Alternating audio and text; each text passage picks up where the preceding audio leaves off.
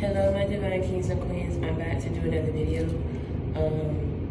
And today's message, what we're going to be going over is detailing how hard it's going to get as a chosen one. And the reason why I say it's going to get hard, but you have to stay grounded, you have to keep your faith, and you have to pray to God for strength, right? It's because there's so much going on in the world, and it's only going to get crazier and crazier. So you really have to screen who you have around you, the activities that you choose to partake in, you know, people that you choose to associate yourself with. Because I tell you guys all the time how people indirectly don't even know that they could be improperly influencing you, or, you know, detouring you off your path and what you should be doing, how you should be thinking, you know, how you should be moving, being on this journey. You get what I'm saying? And it's not saying that you can't have fun, because a lot of people tend to misconstrue and try to misunderstand what somebody is trying to say, their messages, and a whole lot of people don't even understand that just because you choose to be on this journey, you choose to follow God, at the end of the day, he already knew you was going to make mistakes. He already knew what you was going to do before you did it. You understand what I'm saying? He didn't choose you because he knew you was going to do everything perfect. He chose you for a reason, so that in whatever it is, in some type of capacity, whatever it is you've done in your past, he chose you to inspire other people who've gone through the very same things that you've gone through. That does not take away from the fact that even in the Bible it says, enjoy the fruits of your labor. It's not what you do, it's how you do it. And a lot of the times with chosen ones, we tend to be separated from things of the world and people of the world. So it gets hard for us, because it's like without us even knowing or without us even trying, it's like people will be intimidated by us. People won't, you know, want to associate with us. And it's not because of who we are as an individual, as a person. I tell you all the time, your light irritates people's darkness and their demons. You get me what I'm saying? Because they're not on the same path. They don't possess the same spirit and soul and mindset as you. And see, a lot of the times what you went through, what you didn't understand, like, these people had the support, the love, the backing of other people, but you had the love and support of God. There was a reason for that. Because at the end of the day, hold on, let me see. I had to find me a place that I could do my messages, but I had to get it out. At the end of the day, it's like he chose you because he knew, like, the impact that you was going to have in people's lives. He knew what it was going to do, not only for you, but for people who was watching you, people who knew what you've been through, what it was going to do. Like, by him performing miracles in your life and giving you hope, you know, by him giving you hope, you inspired other people to keep going on their journey and believing. You get me what I'm saying? So in so many ways, that was one of the reasons why he chose you to be on this path and on this journey. And it's going to get hard, because sometimes we tell ourselves it's not enough just to have the love and support and backing of God. You know, you've done so much, and at times you want other people to recognize that.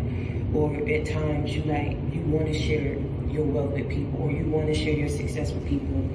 But what you don't understand is you got a lot of evil-hearted, jealous, and wicked people out there. And at the end of the day, God didn't want you to be connected to these people. So he knew that he had to get you very young. And so that's one of the reasons why you went through what you went through. Because at the end of the day, if he would have given you the love and the support of mankind and of people, you wouldn't have wanted to do what it is that he was calling you to do at this moment. And I know that a lot of the times you'd be like, Betrayal, I hear you say that, but what does that mean? It's like, some people just have that spirit and that aura about them. You have that starlight quality. You've always had it. People tried to break you down so that you wouldn't see that. You get me what I'm saying? And so at the end of the day, you can't blame yourself or fault yourself for what it is that God chose to give you. That was your anointing. That was the gifts. You get what I'm saying? That's tied into the lessons and the blessings that he is bringing your way and has brought your way. These people are not you. Y'all not the same. Y'all don't think the same. You don't move the same. You never did. And so whoever I'm talking to, you recognize that. So it's like you was never going to fit in with these people.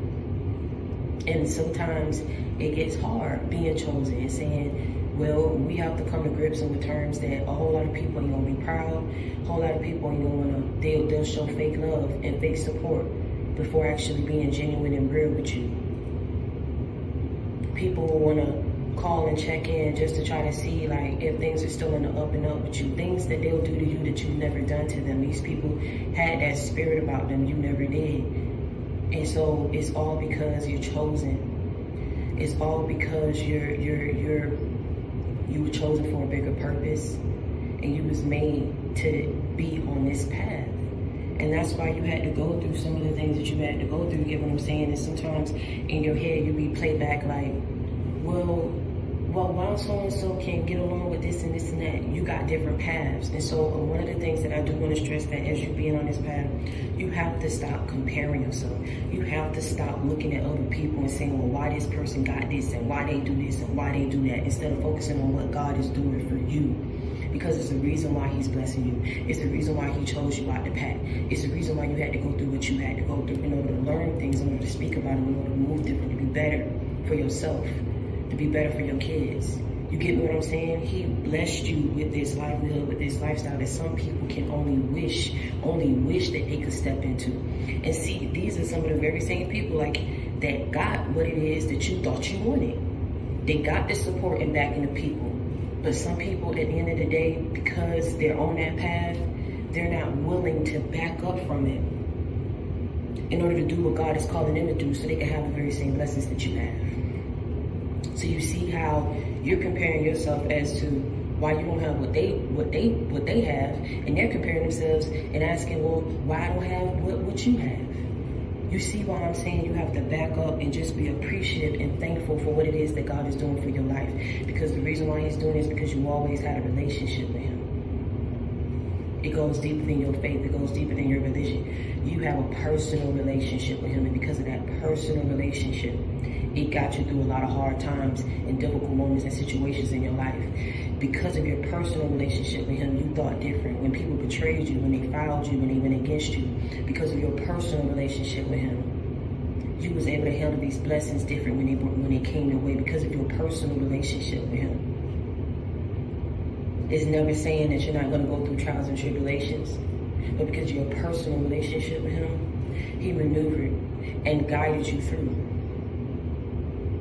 You're not going to have the same things that other people of the world is going to have because he chose you to be apart from the world. You're in this world, you're not of it. And that's one of the things, like I said, that I want to stress that you have to be okay with, and understanding that the world is going to get crazy. People are going to be divided. You have to stand your ground. You have to stand on what it is that you believe in and what God has shown you. You have to believe it. You have to receive it. You have to be knee deep up in it, and you have to continue to be on your journey and keep the faith. Because I'm telling you, if you don't know yourself, you're going to lose yourself, and people will be able to sway you any kind of way. Who cares if you don't have the backing and support of people? Half of these people that you ain't getting the backing and support from want your life, want what God is doing for you, want your anointing.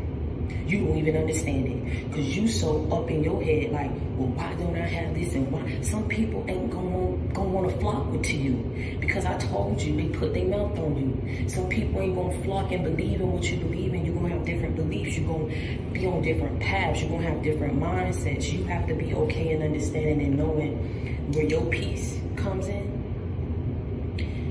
where you're okay with who you are and what you're doing. It's because God has already given you that stamp of approval. He's already given you the green light. So it does not matter whoever it is that is trying to come up against you and tell you that, oh, you ain't doing this, and oh, you think that you better, and oh, well, I could do this too, and dot, dot, dot, dot, dot. You get what I'm saying? You can't be worried about what it is that people think about you, who don't like you, who don't support you. Because as long as God is on your side and he is moving with you, you have nothing to worry about, sweetheart.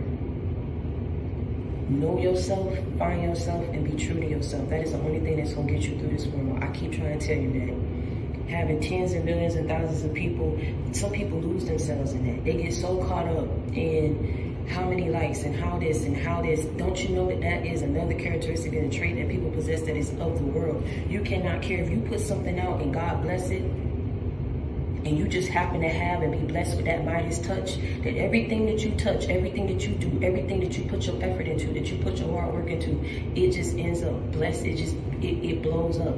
He takes it to a whole nother level. You're seeing this transformation. You're seeing the growth before your very eyes because you chose to move with God. That is why he's blessing it. You know what I'm saying? People who choose, it's not saying that people in the world don't be blessed, but like I said, you know what comes along with their territory. And then they lose themselves in that. Like really, they really do. You see a lot of people that's losing themselves for the fame, for the likes, for the fortune. God is bringing it your way because you didn't ask for it. And he knew how you was going to be when he brought it your way. It's for you to be a leader and understand who you are and what you was called to do. You can't be out here and God done brought you this far and you allowing people, you allowing situations to bring you back when God is trying to push you forward. In so many ways, he's trying to show you why you will never have the backing and the support of people. If you were not meant to fit in with these people and be a part of their pack or their clique or their movement or their initiative, then why are you worried that you won't have the support and backing of these people? And even people, like I said, that possess that jealous, envious spirit, they watch you. They know what you're doing. They know how much you've changed and how you've grown. They wish that they still had leverage and ammunition to talk about you. They wish that you could still move and was still moving the way that you used to, because they would be justified in their wrongdoing and how foul they talk about you. But you see how God raised you up and what he did and what he's done for you? Because by you having the support and love of God, he will never allow these people to have their way with you. He will never allow these people to have the last say-so. He will never allow these people to have the last laugh. You always get that because you're blessed. You're blessed and you're highly favored. Be proud of who you are. Be proud of where he's brought you. Be proud of how far you've come. Be proud of your accomplishments. Be proud of your family. Be proud of your kids. Show your kids love. Be different in how your parents was with you. Break generational curses. And it's not just in wealth, in the way you treat your kids and love. It's so many different things that you have to be focused on and worry about than trying to focus on the wrong thing. God wants you focused. This is why you will never ever have the backing and support that you want from certain people. You have to know who you are and what it is that he's trying to do for you. And understand why he called you out to be different. Because you're special and he loves you. He's doing it because he loves you. I want you to know that. I want you to keep pushing forward. Whatever it is that you was thinking, I want you to clear that negativity and that toxicity and get it up out your head. And understand and be appreciative and thankful for everything that God is doing for you and everything that he's going to continue to do for you. Do you understand what I'm saying? I love you, and until next time, stay prayed up and be blessed. Welcome to the channel Excellantz'The, where we strive to be excellent every day. We strive to be one better than what we were yesterday. Now, what I'm going to talk about is motivating speaking. What makes a person a motivated speaker? To be a motivated speaker, you must have went through all the trials and tribulations and walked through all ways of life. Most motivating speakers are beaten, battered, and broken.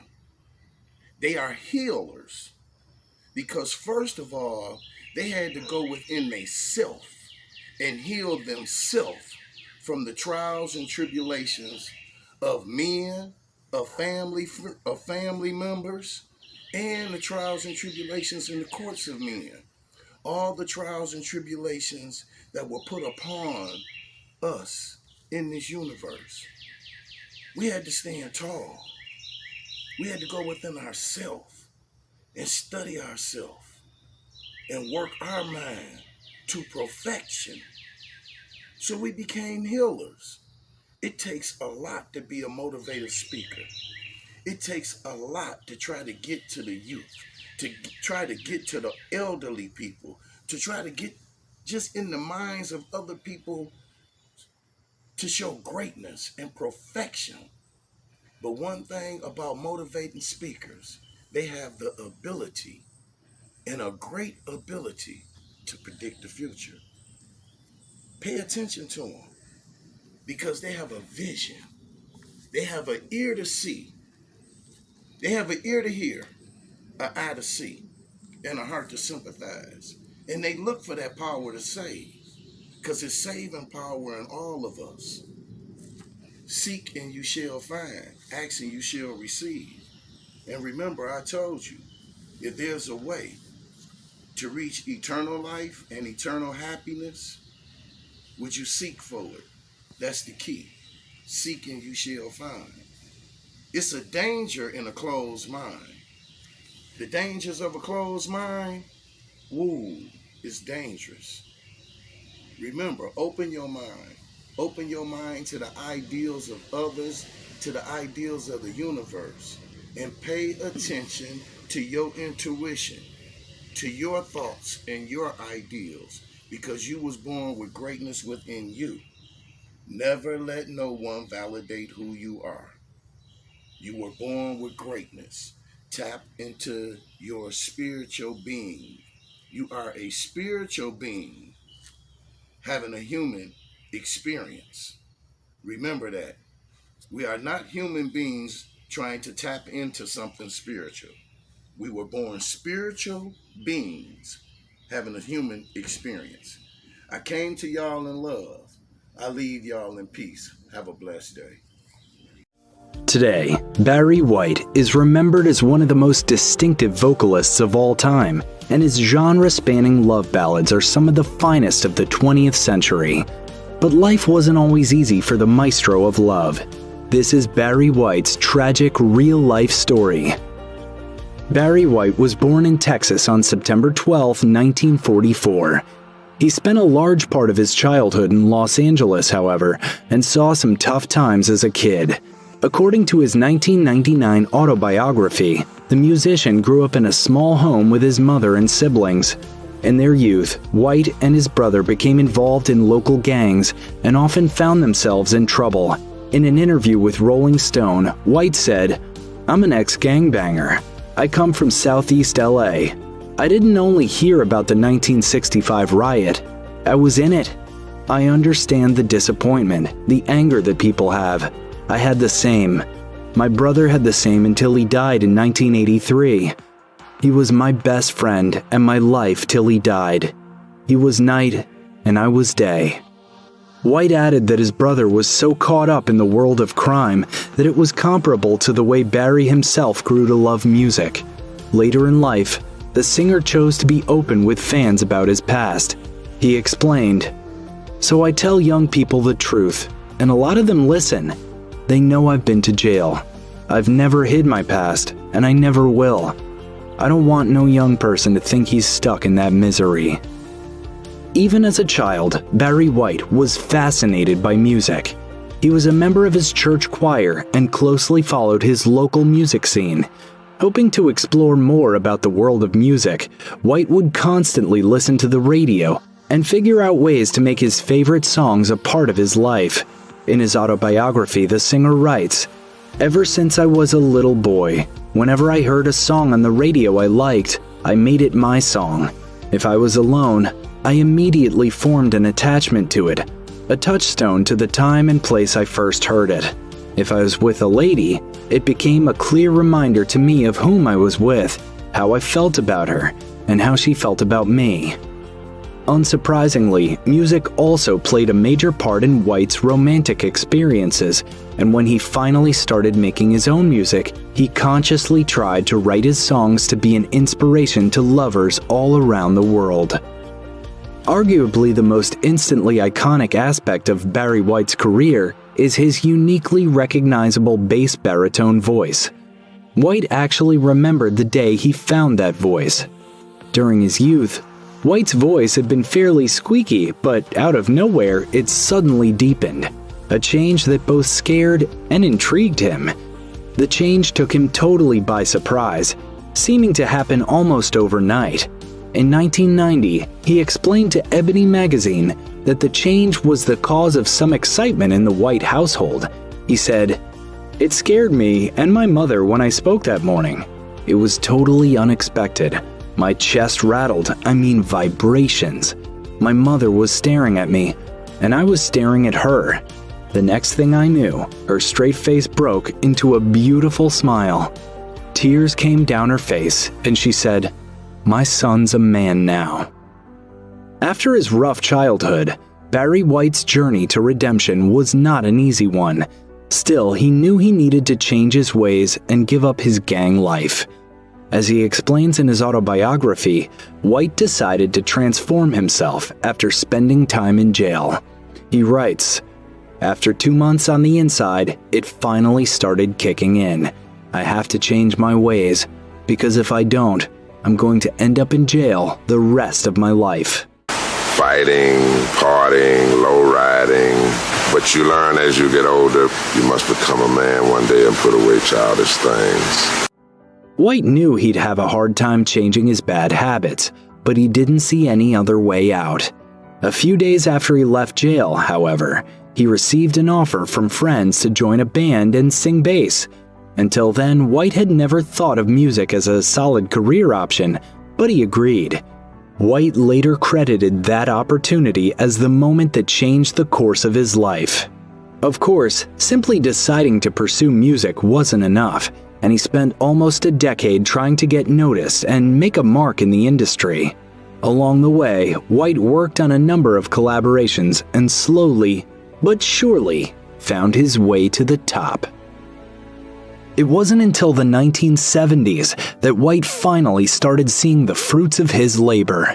In 1969, he founded the girl group Love Unlimited and began his career as a producer, which marked a significant moment in his career. Through a friend, he also met a businessman named Larry Nunez, who helped him with the finances for his album. The album was titled, "From a Girl's Point of View We Give to You, Love Unlimited." In his memoir, White explains that he knew that meeting Nunez would be a godsend for him. He writes, "I couldn't believe it. Here I was, without a dime to my name, with a group I couldn't afford to record, with nothing but my knowledge of music. And over there was Larry Nunez, a millionaire, offering me not just a way to make a decent living, but the opportunity to make my musical life." The 1970s were kind to White, who released one of his most popular tracks in 1972, "Walkin' in the Rain with the One I Love." It was his first major hit and catapulted him into stardom. Around this time, White also started the Love Unlimited Orchestra, with whom he found even greater success. In 1973, White released a solo album, "I've Got So Much to Give," which became popular for his hit track, "I'm Gonna Love You Just a Little More, Baby." White longed for more, however, and he eventually founded his own label, Unlimited Gold, with CBS Columbia Records in 1979. Over the course of the 1970s, White would release an impressive 10 records. Unfortunately, the 1980s had loss and failure in store for the singer. In the late 80s, he attempted, and failed, to replicate his earlier triumphs with albums such as The Right Night and Barry White, and The Man Is Back.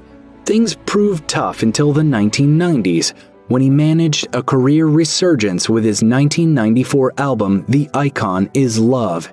He also went on to rack up 2 Grammy Awards in 1999 for his song Staying Power.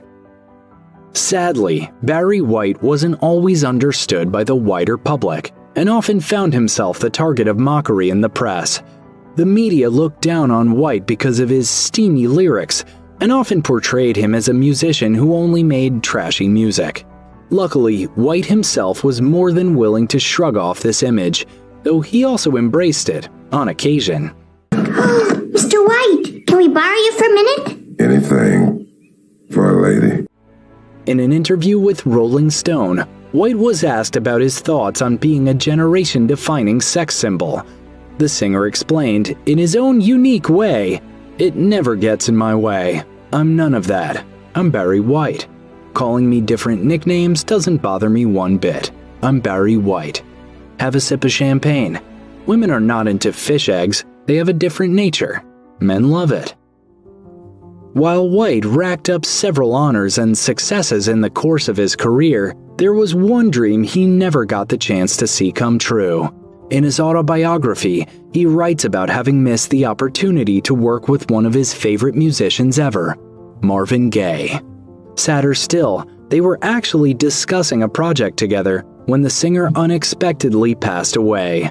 White writes, "His passing hit me so hard and deep, it broke my heart. He was looking to make an even bolder leap, to stretch, to work himself to a new level. Now he is gone forever. It is everybody's loss." The loss was particularly personal for White, however, who had spoken to Gaye just days before he died, when Gaye had asked the musician to produce his next album. White had told Gaye that he didn't need a producer to make a great album, adding that he'd nonetheless happily brainstorm with him. White explains, "I can never produce Marvin Gaye. Marvin is the only one that can produce Marvin." Sadly, the duo never got to put out their project together. Despite being known for his smooth love songs, White's own love life was fraught with difficulty. None of his romances had happy endings, and both of his marriages ended in divorce. White's first wife was a childhood friend who is identified only as Mary in his autobiography. The pair had 4 kids together before they decided to go their separate ways in 1969. His next wife was Glodine James, a member of Love Unlimited. They married in 1974 and worked together over the next decade or so, even putting out the 1981 album, Barry and Glodine. You make very special music. Why all of a sudden did you decide to release an album with Glodine? Dick, that's been in the works since 1974. Ultimately, however, they divorced in 1988. Fortunately, on the surface, White didn't seem too distraught about all this. In 1995, he was asked about his love life for an interview with Rolling Stone. White simply said, "I'm relaxing. I'm enjoying my life. And I let things do what they do. I've already got one lady. Music." Barry White's health was never stellar, and he suffered from his fair share of problems over the course of his life. In the docuseries Autopsy, Barry White, the singer's half-sister Sandra elaborated on some of his health concerns he experienced during the later years of his life. She explained, "The last concert that I saw of Barry's, he could barely stand up. He managed to get through it, and then I understand he almost collapsed after he walked off stage." She added that despite the scare, White was not keen on the idea of seeking help. White had dealt with weight issues for most of his life, and he suffered a stroke in 2003 that affected his speech. He'd also been dealing with a failing kidney and had acute blood pressure issues, facts which had forced him to back out of many live shows. Unfortunately, Barry White's health issues became worse over time, and he was unable to recover. During his final days, he was even unable to stand. White passed away in July 2003 at the age of 58. As his health waned during his final days, White faced ridicule from the audiences at his concerts. During these performances, he was struggling to stay animated as he fought ever-worsening exhaustion. Ned Shankman, White's manager, revealed in Autopsy, Barry White, that people didn't take kindly to the singer's physical struggles. Shankman said, "He had to perform sitting down. It infuriated the crowds. They wanted Barry playing the piano and moving around." This thought was echoed by White's biographer Mark Elliott, who said, "The show was in the round and he wouldn't turn, so half the audience saw only his back and they booed him." White's son felt that his father was doing the best he could considering the circumstances, explaining, "He wasn't able to stand up. He was trying. He was struggling, but he was trying, and God bless him for that." Ultimately, Barry White left behind a rich but painful legacy for his fans. There was a lot more that he'd wanted to do with his career, and he left behind much unfinished work and unrealized plans. White's death left fans heartbroken, and friends and fans alike paid tribute to him in the following days. One of White's friends, Mohammed Mubarak, remembered his old friend, saying, "He truly was the maestro of love." And in his own words, during one interview, White himself said, "I sleep music, I eat music. I'm never without it. I'm never without music. That's my first lady." Check out one of our newest videos right here. Plus, even more grunge videos about your favorite stuff are coming soon. Subscribe to our YouTube channel and hit the bell so you don't miss a single one.